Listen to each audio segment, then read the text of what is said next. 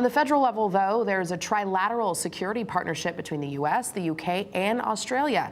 For more on the AUKUS agreement, here's Brent Harden with Congressman Joe Courtney. Gentlemen.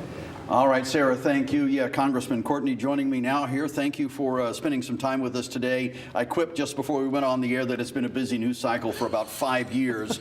So I don't think AUKUS has broken through. We've been talking about so many other things. So let's start at the very basics on this.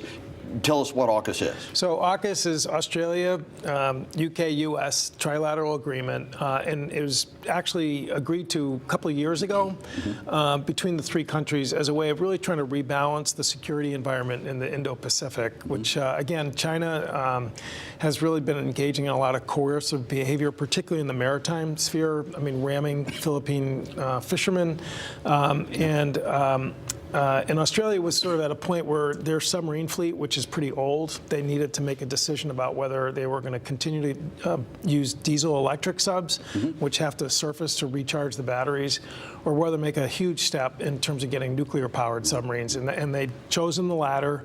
That's why there's a real Connecticut connection to this. Yeah, I wanted to ask about that next. What does that do for the, well, what does it do for the people of the U.S., but what does it do for the people of Connecticut specifically? Well, first of all, the first 3 Australian naval officers arrived about 2 weeks ago at the Groton submarine base. They're going to be trained there in the submarine school. They operate diesel electrics, as I said, but they've never operated nuclear-powered submarines. And that first 3 is going to be followed by dozens and dozens more. So we're going to see a lot of Australian naval officers walking around down in Groton. But also part of the agreement is to sell nuclear submarines to Australia, which we've never done before as a country. So we should see a lot of Australian dollars as well. We should, and there's going to be Australian workers, shipyard workers, also that the agreement calls for, because they need to skill up for their own purposes back home. What's the time frame on this? I mean, 3 subs in how long, and more beyond that for how long? Submarines building is a long game. Right. It takes 65 months at least to build a Virginia-class submarine. So the first sale is in 2032. Second in 2035, third in 2038. So they should have a Navy that's ready for it. And right now we're sort of tussling over the budget in terms of just the build rate, to make sure that we can satisfy that commitment, but also make sure that we have a strong enough fleet for ourselves. And in Connecticut, that provides a lot of work for a lot of people for a long time. How did this come about?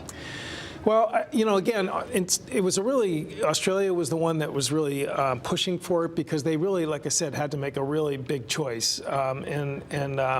So in September 2021, that's really when the deal was announced. And really, it was just in the months or so before that. So it was Biden, Boris Johnson, and Scott Morrison, who were the heads of state at the time. A year ago, they released what is the roadmap for it. They call it the optimal pathway in San Diego. I flew out with the Secretary of the Navy, and again, you had Biden, the new Prime Minister Albanese, and the new Prime Minister of the UK, Sunak. And so it was really actually quite amazing. And we had the USS Missouri right behind the 3 leaders, which was built in Groton, Connecticut, which was kind of, again, another example of how the state has a big imprint. Today, I was with the Deputy Ambassador. We were up at UConn, because another aspect of this is to do more technology sharing. So the technology park up at UConn is they're already sending people over to Australia. Okay, and we don't have any time left, but I just want to verify. You just told me that all the authorizations signed as of December, so we are off and running on this. Absolutely. Yep.